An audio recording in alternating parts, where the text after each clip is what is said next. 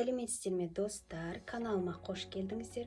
Бүгін сіздермен бірге осындай капрон матасынан декоративті гүлдер жасауды үйренеміз. Осы гүлдерді жасау үшін бізге капрон матасы ені 10-ды, ұзындығы 1 метр, ине жіп және қайшы қажет болады. Капронымыздың бір бұрышын 3 бұрыш етіп кесіп аламыз.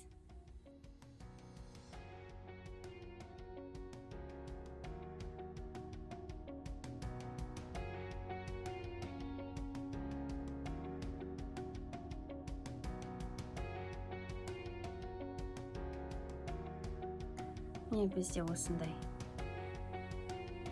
форма шықты. Енді осына жаймендеп складкасын келтіріп отырып айналдырамыз.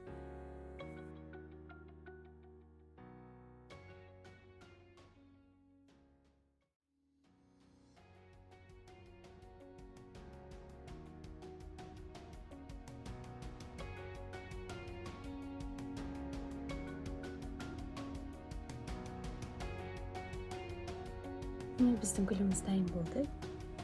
Келесі гүлдерді дәл осылай жасап шығамыз. Және де қызыл түсті мата капроннан да дәл осылай жасап шығамыз.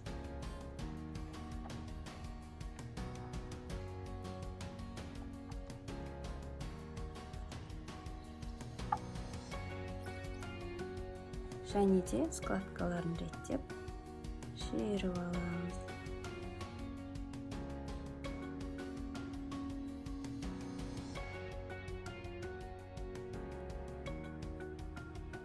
Біздің гүліміз дайын болды. Ұнаса лайк басып, қолдап кетулеріңізді өтінемін.